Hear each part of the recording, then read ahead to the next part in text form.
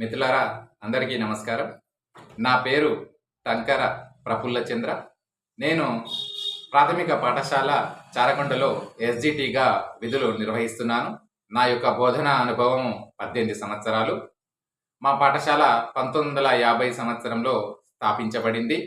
మా పాఠశాల చారకొండ మండలం నగర్ కర్నూలు జిల్లాలో ఉన్నది. నా యొక్క క్వాలిఫికేషన్స్ ఎంఎస్సి, ఎంఏ, బిఈడి. ఇక నాగర్ కర్నూలు జిల్లా ప్రాశస్త్యం చూసుకుంటే పూర్వము 1870 సంవత్సర కాలంలో నిజాం ప్రభుత్వం పరిపాలనా కేంద్రంగా ఏర్పాటు చేసుకుంది. అనంతరం తెలంగాణ రాష్ట్రం ఏర్పడిన తర్వాత అక్టోబర్ 11, 2016న తెలంగాణ ప్రభుత్వం ప్రత్యేక జిల్లాగా ఏర్పాటు చేసింది. అంతకుముందు నాగర్ కర్నూలు పరిసర ప్రాంతాలను నాగన్న, కందన్న అనే సోదర రాజులు పరిపాలించేవారు. ఇక్కడ రైతులు తమ బండ్లకు వాడే కందెనను రాజు పేరు మీదుగా అమ్మేవారు. అందుకే నాగర్ కర్నూల్ని కందనూల్ అని కూడా పిలిచేవారు. ఇక నాగన్న పేరు మీద నాగనూల్ అనే గ్రామం కూడా ఉంది, ఇప్పటికీ ఉంది.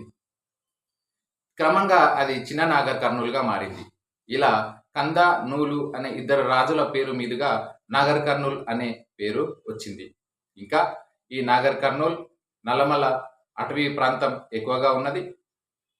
సోమశిల, మల్లెల తీర్థం, మద్దిమడుగు, ఉమామహేశ్వరం లాంటి క్షేత్రాలు ఇక్కడ ఉన్నాయి. ఇక చారగొండ విషయానికి వస్తే, చారగొండ మండల కేంద్రం నుండి 5 కిలోమీటర్ల దూరంలో సిరిసనగండ్ల అనే గ్రామం ఉన్నది. ఆ గ్రామంలో 14వ శతాబ్దంలో కట్టినటువంటి సీతారామ ఆలయము ఎంతో సిద్ధి చెందింది.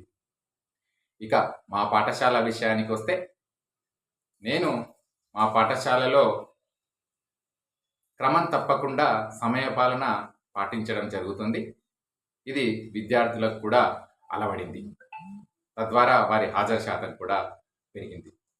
ఇంకా స్లో లెర్నర్స్కి ప్రత్యేక శ్రద్ధ తీసుకొని ప్రత్యేక క్లాసులు నిర్వహించడం, ఇర్రెగ్యులర్ స్టూడెంట్స్ ఇంటికి ప్రతిరోజు వెళ్ళడం, తల్లిదండ్రులను ప్రోత్సహించి విద్యార్థులను బడికి పంపేలా చేయడం, టిఎల్ఎం ఆధారిత బోధన చేయడం, ఇంకా హెచ్ఎం మాధవి గారి సహకారంతో డివిడి ప్లేయర్ తెచ్చి పిల్లలకు వీడియో పాఠాలు చూపించడం, డిజిటల్ తరగతులు జరిగే కాలంలో విద్యార్థుల తల్లిదండ్రులకు ప్రతిరోజు ఫోన్ చేసి విద్యార్థులు పాఠాలు చదువుతున్నారా లేదా, టీవీలో చూస్తున్నారా లేదా అనుకోవడం, వారి ఇంటికి వెళ్ళి టిఎల్ఎం చాట్స్ని అందివ్వడం, వారి చదువు పట్ల శ్రద్ధ వహించడం పట్ల వల్ల విద్యార్థుల తల్లిదండ్రులకు ప్రభుత్వ పాఠశాల పైన నమ్మకాన్ని కలిగించాము.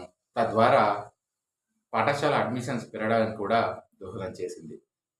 ప్రస్తుత కరోనా కాలంలో ప్రైవేటు పాఠశాలల నుండి మా పాఠశాలకు విద్యార్థులు ఎక్కువగా నమోదవుతున్నారు. దీనికి ప్రధాన కారణము ప్రైవేటు పాఠశాలల్లో ఫీజులు కట్టలేక మా పాఠశాలకి వస్తున్నారు. అయితే ఇదే అవకాశాన్ని అందిపుచ్చుకొని మేము వారికి క్వాలిటీ ఎడ్యుకేషన్ అందిస్తూ తిరిగి వారిని ప్రైవేటు పాఠశాల వైపు పోకుండా చూడడం మా బాధ్యత. తప్పకుండా చూస్తాం. అయితే ఇక్కడ ప్రైవేటు పాఠశాలలు 3 ఉన్నాయి. వాటి ప్రభావం ప్రభుత్వ పాఠశాల మీద ఖచ్చితంగా ఉంటుంది. అక్కడికన్నా ఇక్కడ నాణ్యమైన బోధన అందించే విధంగా మేము కృషి చేస్తాము. తిరిగి ఇక్కడ నమోదైన విద్యార్థులు ప్రైవేటు పాఠశాలకు పోకుండా ప్రయత్నిస్తాము. ఇక మా పాఠశాలలో హెచ్ఎం మాధవి గారు స్వయంగా విద్యార్థులకు కావాల్సిన కనీస సామర్థ్యాలకు సంబంధించిన టిఎల్ఎం అంశాలను గోడలపైన రాయడం జరిగింది. పిల్లలకు చాలా ఉపయుక్తంగా ఉన్నది. మా పాఠశాలలో ఉచిత మధ్యాహ్న భోజనము, టెక్స్ట్ బుక్స్, యూనిఫామ్స్ ఇవ్వడం జరుగుతుంది అని విద్యార్థుల తల్లిదండ్రులకు తెలియజేస్తూ అడ్మిషన్స్ కోసం ప్రయత్నం చేస్తున్నాము.